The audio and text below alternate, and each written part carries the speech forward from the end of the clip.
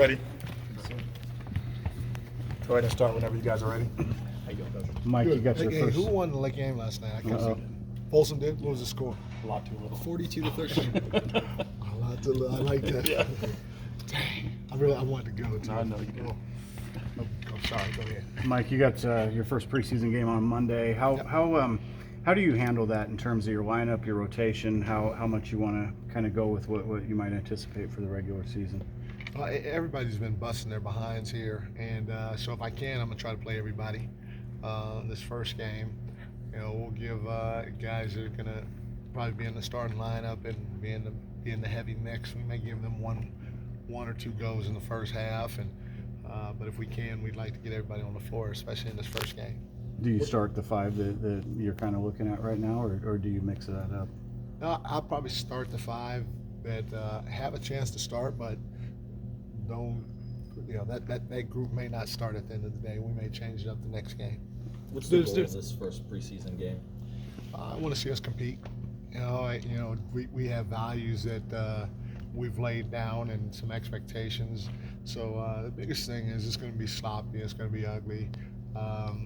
We could be up big. We could be down big. I don't know. But no matter what the score is or who's out there, I want to compete on both sides of the ball.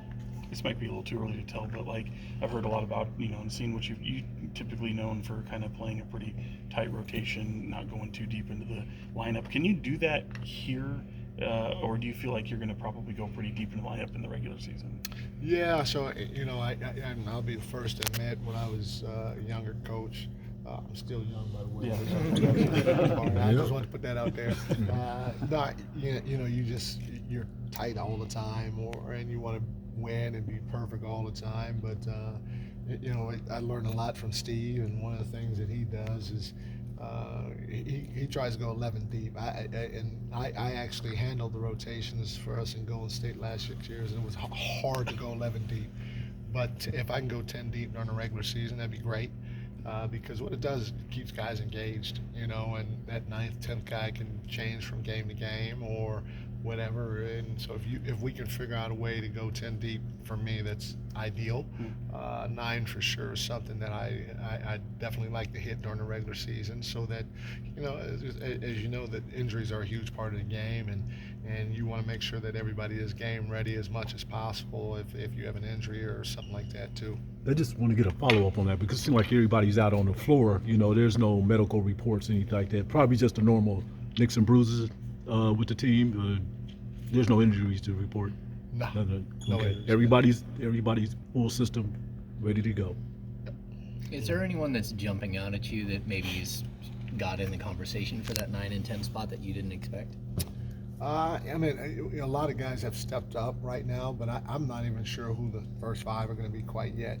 Obviously Fox is going to start for us, Domantas is going to start for us, HB is going to start for us. But we're kind of up in there a little bit with the 2 and the 4 spot. Now there's some guys that we feel have a real good chance at starting for us in those spots.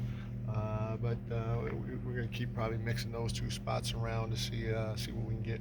Mike, you've talked about expectations, and we overheard a little bit you talking about how difficult that point guard position is. What are the expectations that you have for your floor generals? Those guys are the head of the snake on both sides of the ball, and so they always have to be engaged. They have to know what everybody's job is on the floor, because if they don't know what this guy's supposed to do out on the floor, they don't really know what to run or how to run it or where to go with it. They should be able to have a great understanding of what we're trying to do, especially offensively, and then they should be engaged all the time. You got to be engaged. You got to try to uplift your teammates, and all those little things that that point guard position has to do. It's just no different than quarterback in the NFL.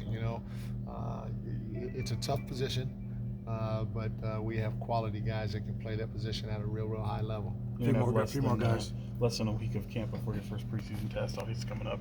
Is it come at a good time? I know coaches seem to probably want more. Yeah. I love practice. I know our guys don't they wouldn't want to do this, or they don't even want to hear this, but I can practice for 30 straight days before a game, but it wouldn't be any fun to those guys, and those guys matter way more than I do. It's about them, not about me. So let's go. Let's have some fun in LA. How has the absorption rate been with these guys with all this stuff you're trying to jam in their head?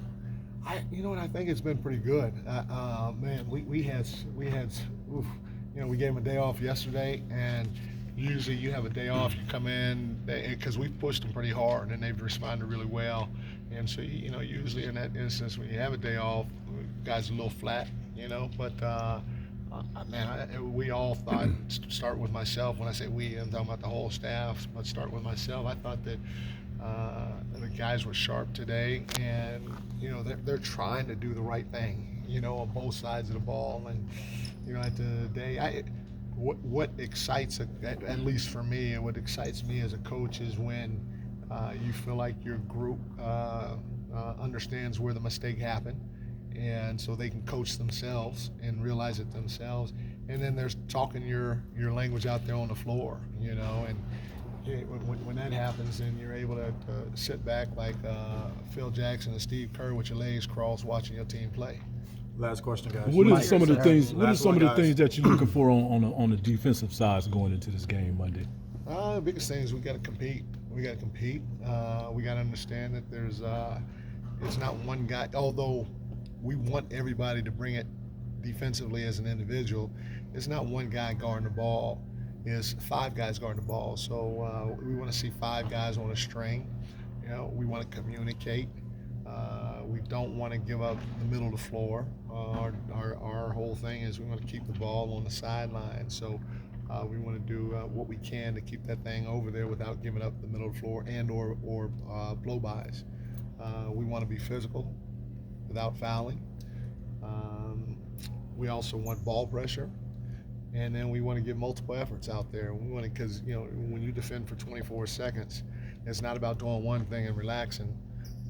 You got to guard the pick and roll, and then you got to sink the help out, and then you got to box out, and then you got to tag the cutter, and then you got to finish the play by going to get a rebound, getting a 50-50 ball, coming up whatever. But those are some of the things which are staples that we want to see on the defensive side of the ball. But the biggest thing is competing.